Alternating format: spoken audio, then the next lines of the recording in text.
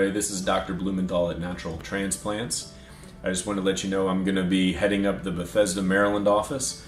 I'm ecstatic to be sort of the lead physician there. I was born and raised in Northern Virginia, in Springfield, Virginia, so very familiar with the DMV.